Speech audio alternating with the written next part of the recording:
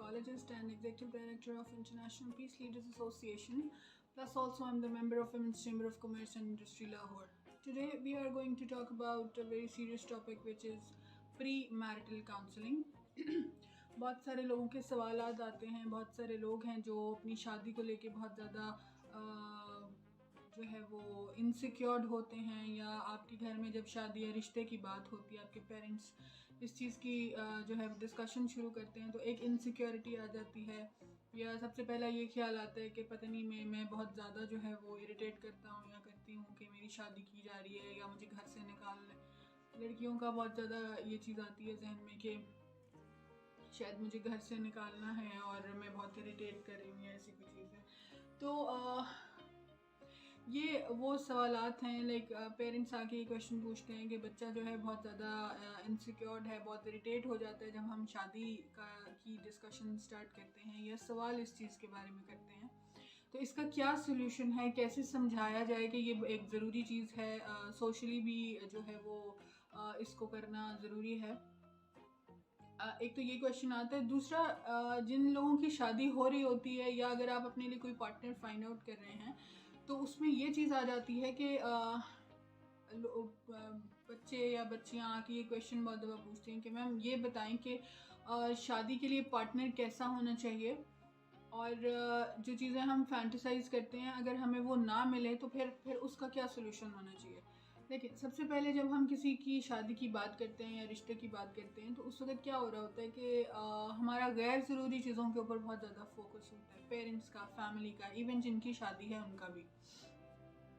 गैर ज़रूरी चीज़ों से मतलब ये है या अननेसेसरी फैक्टर्स का मतलब ये है कि बहुत ज़्यादा डिस्कशन होती है कि वेन्यू क्या होगा, मेन्यू क्या होगा, खाने में क्या क्या आइटम्स होंगी, ब्राइड का ड्रेस कैसा होगा, ग्रूम का ड्रेस उससे मैच करना चाहिए, या डाउरी में क्या क्या चीज़ जाने वाली है, और शॉपिंग कब से स्टार्ट करनी है, या इवेंट का पूरा एक वो प्लॉट बनाया जाता है, किन किन गेस्ट को बुलाना है। फिर एक लंबी लड़ाई इस चीज़ पे होती है किन गेस्ट को नहीं बुलाना, किस रिश्तेदार को बुलाना है, किसको नहीं बुलाना। ये बहुत सारी ऐसी डिस्कशंस होती हैं, लेकिन जो मेन डिस्कशन होती है वो हम भूल जाते हैं एक चीज़ पे आके कि आप अपने बच्चे को क्या मेंटली इस चीज़ के लिए प्रिपेयर कर रहे हैं। क्योंकि अगर वो लड़की है या लड़का है, बहुत बड़ी ग्रॉस चेंज, ड्रास्टिक चेंज जो है वो फिज़िकली भी आने वाली है, और आप सडनली आपको एक कंपनी मिल जाएगी जिसको हैंडल करना आपको आना चाहिए। ये वीडियो दोनों के लिए है, ग्रूम्स एंड ब्राइड्स दोनों के लिए, कि अगर कोई ग्रूम है तो उनको भी ये बात पता होनी चाहिए कि उनकी लाइफ में एक नई पार्टनर आने वाली है जो अपने घर की सब रिलेशंस को, हर चीज़ को छोड़ के आने वाली है, तो उनको उसको कैसे डील करना है। ठीक है, क्योंकि नॉर्मली ऐसे होता है कि फर्स्ट और सेकंड डे के बाद ही बच्चियां जो हैं बहुत डिप्रेशन में चली जाती हैं कि हमें तो इन लॉज अच्छे नहीं मिले, या बहुत स्ट्रिक्ट बात करते हैं, या बहुत ज़्यादा जिम्मेदारियां डाल दी हैं जाती। तो इस सब चीज़ के लिए प्रिपेयर करने का सबसे बेस्ट ट्रिक या टिप कह सकते हैं, या साइकोलॉजिस्ट एडवाइस क्या हो सकती है, वो ये है कि आप जब शादी के लिए तैयार हों, तैयार का मतलब ड्रेसअप नहीं, मतलब मेंटली जब आपके घर में शादी या रिश्ते की डिस्कशन होना शुरू हो जाए और आपको लगे कि अब मेरी शादी हो जाएगी और होने वाली है या कुछ महीनों में होने वाली है, तो आप अपने आप को मेंटली इस चीज़ के लिए प्रिपेयर कीजिए कि जो आपने इंडिया की, बॉलीवुड की मूवीज़ में हीरोज़ या हीरोइंस देखी होती हैं, या जो आपने नॉवेल्स में पढ़ी होती हैं, वो ड्रीम्स होते हैं। वो एक क्रिएटर्स ने क्रिएट किए हुए कैरेक्टर्स होते हैं जो कि उनकी भी ड्रीम्स होती हैं। वो उन्होंने एज पर देयर ड्रीम उन्होंने एक कैरेक्टर को कस्टमाइज़ किया होता है। तो वो सब चीज़ें जो हैं वो अनफॉर्चुनेटली हमें रियलिटी में नहीं मिलती हैं। आपको ये पता होना चाहिए कि अगर लड़की है या लड़का है, जब शादी होगी तो आपके ऊपर फ़ौरन से जिम्मेदारियां पड़ जाएंगी। शादी कोई फैंटेसी नहीं है, it is a tough job, और आपको अपने पार्टनर को समझने की ज़रूरत है हर तरह से। अगर आप ये सोचते हैं कि आप बहुत सेंसिटिव हैं या आप बहुत केयरिंग हैं या लविंग हैं, तो दूसरे पार्टनर को भी होना चाहिए। हो सकता है उनकी नेचर में एक्सप्रेस करने का तरीका डिफरेंट हो, या वो अपनी चीज़ों को उस तरह से एक्सप्रेस ना कर पाएँ जैसे आप करते हैं या करती हैं। तो आपको थोड़ा टाइम, शादी के पहले 3 से 5 साल जो होते हैं वो कॉम्प्रोमाइज़ करने पड़ते हैं आपको बहुत ज़्यादा। जितना आप कॉम्प्रोमाइज़ करेंगे, ये दोनों साइड के लिए एडवाइस है, लड़का हो या लड़की हो, या दोनों फैमिलीज़, एक तो फैमिलीज़ का ये है कि फैमिलीज़ को अपने दोनों पार्टनर्स फैमिलीज़ को इन्वॉल्व ना करें, क्योंकि आप अडल्ट हैं तभी आपकी शादी हो रही है। तो आप अपनी शादी को चलाने के लिए खुद ही काफ़ी हैं। आपको ज़रूरत नहीं है कि आप अपने पेरेंट्स को, अपनी मदर को, उनकी मदर को जो है इन्वॉल्व करें इस चीज़ के बीच में, क्योंकि जहाँ हम इन्वॉल्व कर लेते हैं लोगों को, वहाँ पे गैप्स बढ़ जाते हैं हस्बैंड और वाइफ के बीच में, ठीक है।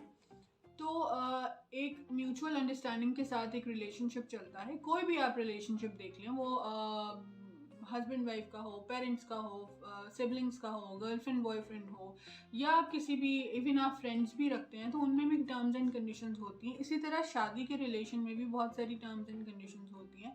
कुछ आप अपनी मनवा लें, कुछ उनकी मान लें, तो इस तरह से लाइफ चलती है।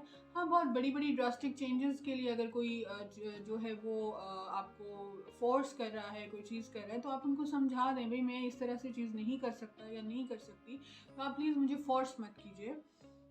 दूसरा टिप ये है कि आप फ़ौरन से शादी में जब चले जाते हैं, एक रिलेशनशिप में चले जाते हैं, तो आप फ़ौरन से ये मत करें कि आप अपने पार्टनर को स्पाई करना शुरू कर दें। एक एक मिनट का आपको हिसाब चाहिए। आप हस्बैंड हैं या वाइफ हैं, you should not spy your partner, right. दूसरी बात ये कि अब थोड़ा पीछे आ जाते हैं कि जब आपकी शादी जो है वो प्लान हो रही होती है, तो उस वक्त आप ये ध्यान रखें कि आप ट्राई करें कि अपने पार्टनर से, जिनसे जो भी आपके वुड बी हस्बैंड या वाइफ हैं, उनसे बैठ के अपनी नेचर डिस्कस कर लें कि मेरी ये नेचर की जो है वो फ्लॉज हैं या ये क्वालिटीज़ हैं मुझ में, तो आप जो हैं अगर इनके साथ चल सकते हैं या चल सकती हैं, तो मैं आपसे जो है वो फर्दरली किसी रिलेशनशिप में आना चाहूँगा या शादी करना चाहूँगा या चाहूँगी। लेकिन अगर वो इस चीज़ के साथ नहीं चल सकते, तो पहले ही इस चीज़ को कैंसिल कर दीजिए, क्योंकि बाद में जो बड़े बड़े क्लैशेस होते हैं, सिर्फ पेरेंट्स ने बुक कर दिया एक आपके लिए पार्टनर और दूसरी साइड से भी पेरेंट्स ने बुक कर दिया पार्टनर, इसका ये मतलब नहीं है कि आप सारी ज़िंदगी के लिए उस चीज़ के साथ बाउंड हो जाएं, ठीक है। ये तो आपके हमारे मज़हब में भी है कि हमें अपनी पसंद का पार्टनर चॉइस करने के लिए जो है वो आज़ादी है, ठीक है, इन अ पॉजिटिव वे। सो आप ये चीज़ कर सकते हैं, बजाय इसके कि आप महीनों बाद डिवोर्स में पड़ें या शादी ख़राब करें अपनी, या आप पेरेंट्स बनने के बाद आपके बच्चे जो हैं वो एक लंबी चीज़ में सफ़र करें। तो इस चीज़ का ध्यान रखें कि आप पहले ही कुछ चीज़ें कमिट कर लीजिए जो कि आपको फर्दरली सफ़र होने में बचाएंगी, ठीक है। दूसरी बात, ये एक बड़ा मेजर क्वेश्चन आता है कि बच्चे जो हैं वो बहुत ज़्यादा इस चीज़ के लिए इनसिक्योर होते हैं कि मुझे तो सेक्सुअल लाइफ के बारे में कुछ पता नहीं है, और मेरे पेरेंट्स से तो मैंने कभी शाय फील होता है डिस्कस नहीं किया। ये पेरेंट्स ही की जिम्मेदारी होती है कि वो अपने बच्चों को अपोजिट जेंडर के बारे में बताएं, डिस्कशन उनके बारे में उनको जो है वो करना बताएं कि क्या आपके लिमिट्स हैं, क्या आपके लिमिट्स नहीं हैं, what is a sexual relationship in marriage. ये चीज़ का इंफॉर्मेशन देना पेरेंट्स का काम है। अगर आप डायरेक्टली नहीं बात कर सकते, तो इनडायरेक्टली जो है कोई बुक उनको दे दीजिए, कोई उनको रेफरेंस ऐसा दे दीजिए, क्योंकि जब आप खुद से जो हम अपने पीयर ग्रुप में से चीज़ें सुनते हैं, वो बहुत ज़्यादा फैंटेसाइज की, एग्जैजरेट की भी बातें होती हैं। ऐसा नॉर्मल लाइफ में नहीं होता। ये उसी तरह से है जैसे हम कोई नॉवल या कोई स्टोरी पढ़ते हैं और उसमें बहुत ज़्यादा एग्जैजरेट किया होता है किसी मर्द को या किसी औरत को, तो इसी तरह से आपके फ्रेंड्स भी आपको बहुत ज़्यादा एग्जैजरेट करके बताएंगे। इवन जब वो अपनी भी सेक्सुअल लाइफ की स्टोरी आपको बताएंगे, तो वो बहुत ज़्यादा एग्जैजरेट करके आपको बताएंगे, जो कि रियल लाइफ से बहुत डिफरेंट होता है। तो प्लीज़, जब आप अब एक शादी के रिलेशनशिप में पड़ें, तो इन सब चीज़ों का, अपने लहंगे के कलर और अपने सूट के कलर से ज़्यादा इन चीज़ों पे फोकस कीजिए कि आपको अपने लिए सेल्फ ग्रूमिंग की भी बहुत सारी टिप्स एंड ट्रिक्स चाहिए। इसके लिए बहुत ज़्यादा एक ट्रेंड में चीज़ होती है जिसको हम प्री मैरिटल काउंसलिंग कहते हैं, जो कि साइकोलॉजिस्ट आपको हेल्प करते हैं। उसमें आपकी असर्टिवनेस, आपकी अग्रेसिवनेस, आपका जो है वो एंगर मैनेजमेंट, आपका इमोशनल मैनेजमेंट, आपका सेक्सुअल जो रिलेशनशिप है वो कैसा होना चाहिए, और उसके फ्लॉज क्या हैं, उसकी क्वालिटीज़ क्या हैं, उसके प्लस पॉइंट्स क्या हैं, उसके ड्रॉबैक्स, आपको क्या क्या चीज़ें नहीं करनी होती हैं, वो सब आपको एक साइकोलॉजिस्ट गाइड करते हैं। तो अगर आपके पेरेंट्स आपको गाइड नहीं कर रहे हैं, तो आप अपने किसी भी करीबी अच्छे साइकोलॉजिस्ट से मीटिंग कर सकते हैं इस सब चीज़ के लिए। ये प्री मैरिटल काउंसलिंग भी होती है एंड पोस्ट मैरिटल काउंसलिंग भी होती है, और बेसिकली एक मैरिज काउंसलिंग का पैकेज होता है जो आपको शादी से पहले, शादी के बाद, और जब आप शादी के कुछ अर्सा गुजर जाने के बाद जो काउंसलिंग की जाती है, ये उसमें आती है, ठीक है। तो इन सब चीज़ों का ख्याल रखिए। अगर आप मुझसे अपॉइंटमेंट लेना चाहते हैं तो मेरा सारा जो है वो बायोडाटा आपको मेरे चैनल डॉक्टर स्टॉक पे भी मिल जाएगा, मेरे पेज साइकोलॉजिस्ट एडवाइस पे भी मिल जाएगा। Please find out the contact. अगर आप अपॉइंटमेंट लेना चाहते हैं तो आप मुझे टेक्स्ट कर सकते हैं directly on WhatsApp. Thank you very much for watching my video. I hope you enjoyed it and please tell me कि आप नेक्स्ट क्या चीज़ पे वीडियो देखना चाहते हैं, क्या आपकी क्वेश्चंस हैं। So that will be easy for me to make a video for you. Thank you.